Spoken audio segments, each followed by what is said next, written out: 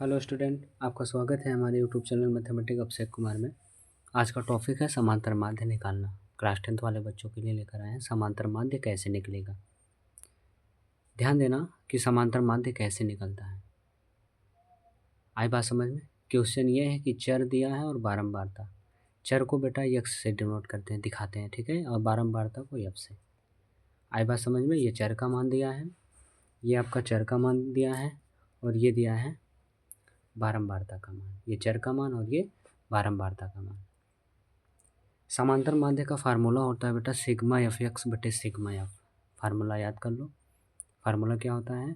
Sigma F x बटे sigma F. अच्छा बेटा, इसमें एक विचित्र नाम सुनने में आ रहा है कि सिग्मा। सिग्मा क्या है? सिग्मा बेटा ये प्रदर्शित करता है कि जितनी भी संख्या है सभी संख्याओं का क्या करना होगा? योग करना होगा। आई बात समझ में। जितनी भी संख्या आपको पता है सभी संख्याओं का आप क्या करोगे? योग करोगे। आई बात समझ में। तो बगल में ही दिख रहा होगा कि एफ इंटू एक्स लिखा है और यहाँ सिग्मा एफ एक्स लिखा है। कहने का मतलब एफ के मान में एक्स का आप गुणा करो तो एफ और एक्स का मान निकल जाएगा। कहने का मतलब एफ एक्स का नहीं, एफ इंटू एक्स का मान निकल जाएगा। आई बात समझ में। एक्स के मान में एक्स का मान दिया है और ये वाई एफ का मान दिया है, तो इसमें आपको क्या करना है? आपको क्या करना है? एफ के मान में एक्स के मान का गुणा करना होगा, तब एफ इंटू एक्स निकलेगा। आई बात समझ में। आई होप आपको समझ में आया होगा। तो अब हम चलते हैं एफ और एफ इंटू एक्स का मान निकालते हैं। आई बात समझ में। एफ के मान में एक्स का गुणा कर। चलो, ये है बेटा 5 में 3 का गुणा करो, 5 3 15। 6 में 8 का गुणा करो, 6 ठे 48। 6 ठे 48। 12 का 8 में गुणा करो, 12 अट्ठे 96। क्या होगा बेटा? 12 अट्ठे 96। आया समझ में। फिर आगे चलिए, 9 का गुणा 9 में करो, 9 9 81। यार आया समझ में। फिर 11 का गुणा 6 में करेंगे, 11 6 का 66। 12 का गुणा 2 में करेंगे, 12 दूनी 24। आई होप आपको समझ में आ रहा होगा। हमने क्या किया है कि एफ के मान में एक्स का गुणा किए हैं। एफ के मान में एक्स का गुणा हमने किया है। आई बात समझ में। कि 3 का गुणा 5 में, फिर 8 का गुणा 6 में, फिर 12 का गुणा 8 में, फिर 9 का गुणा 9 में, फिर 11 का गुणा 6 में, फिर 12 का गुणा 2 में, 12 दूनी 24। तो आपको समझ में आ रहा होगा।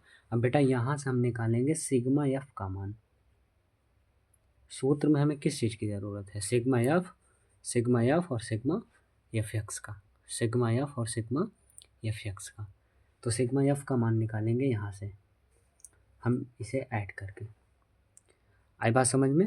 सिग्मा का मतलब हमने पहले ही बता दिया। सिग्मा जहाँ लगे, सिग्मा का मतलब ये है सिग्मा एफ, तो एफ के सभी मानों को हम ऐड कर लें तो सिग्मा एफ का मान निकल जाएगा। आई बात समझ में। तो इसका निकालो। 8 3 11, 11 में 2 जोड़ो 13, 13 9 22, 22 6 28, 28 2 30, 30 की 0। अब एक 3 हासिल हुआ, एक में 3 को जोड़ दो, 3 1 4। कितना आ गया बेटा? 40। सिग्मा एफ का मान कितना आया? 40। आ रहा समझ में। अब इसको हम ऐड करेंगे। 8 5 13, 13 6 19, 1 20, 20 20 6 20 6 26, 26 4 30 की 0। 3 हासिल। आगे चलते हैं, इसको ऐड करो। 4 1 5, 9 5 14, 14 8, 14 8 22, 22 6 28, 2 30, 30 में 3 जोड़ो, 30 3 33। ये बेटा आ गया 330। अब इसी फार्मूले में हम रख देंगे तो हमारा समांतर माध्य निकल जाएगा। तो रखते हैं इसी में। सर सिग्मा एफ एक्स का मान क्या है? 330। सिग्मा एफ का मान क्या है बेटा? सिग्मा एफ का मान है, सिग्मा एफ का मान क्या है? सिग्मा एफ का मान है 40। सिग्मा एफ का मान क्या है? 40। तो बेटा एक जीरो से एक जीरो कटा, 4 में इसमें भाग कर दो, भाग करो। 4 अठे 32। क्या होगा? 4 अठे 32। एक बचेगा, दशमलव बढ़ाओ, 10 हो जाएगा। 4 दूने 8। फिर वहाँ कितना बचा? 2। फिर कितनी बार ले जाएंगे?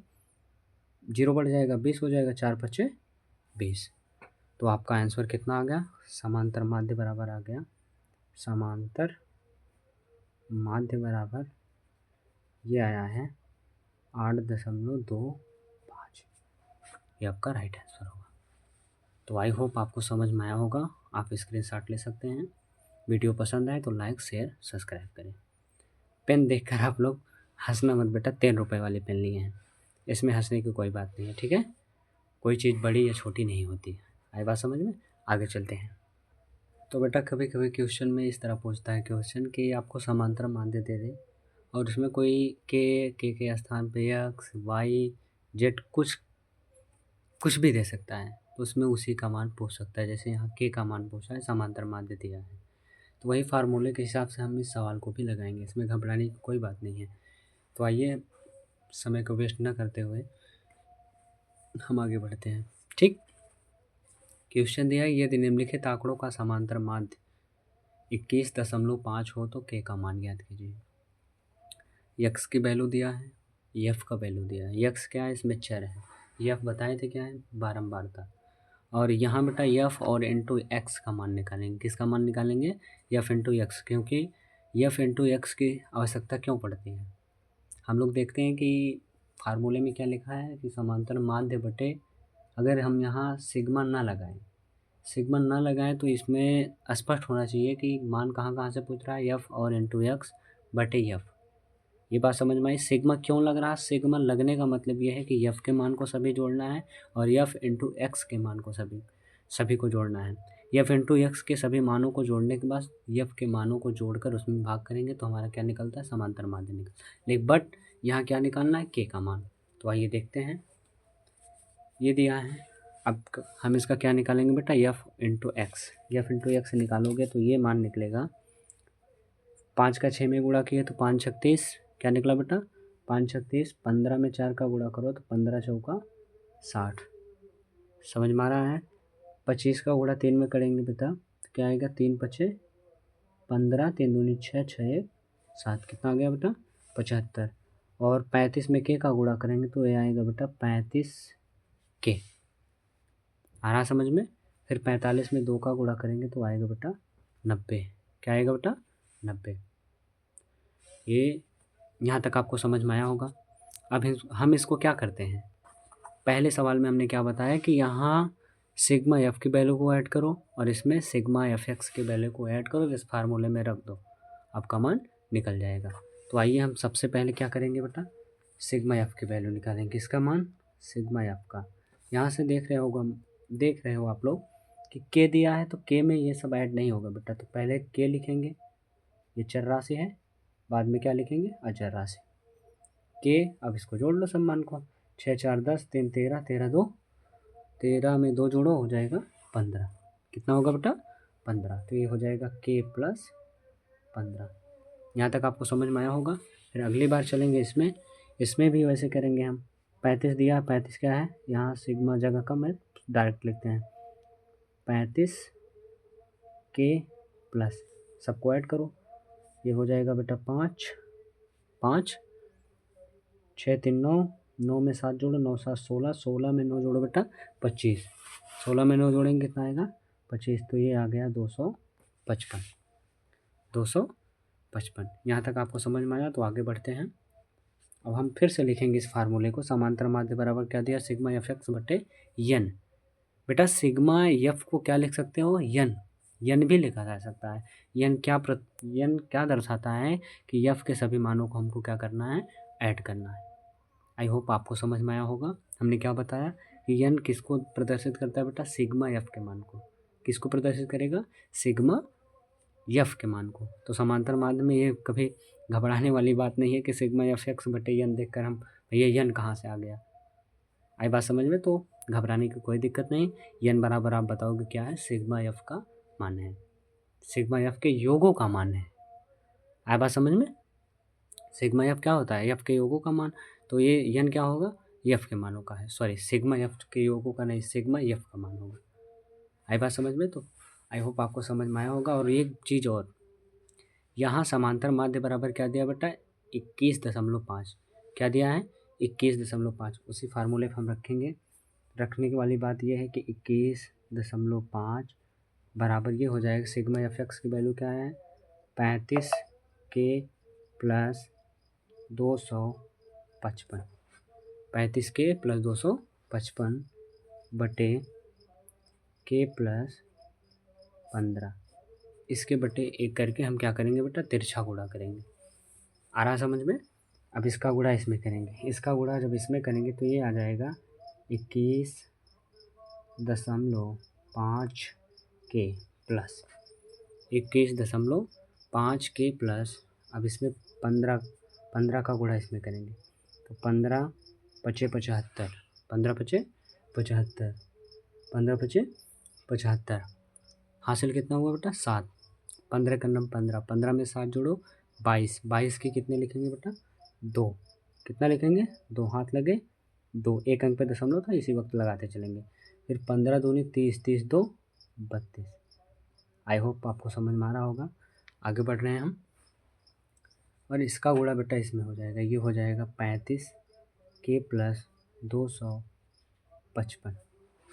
आ रहा है समझ में। तो बेटा आप चर को एक तरफ और अचर को हम करेंगे एक तरफ, चर को एक तरफ और अचर को एक तरफ।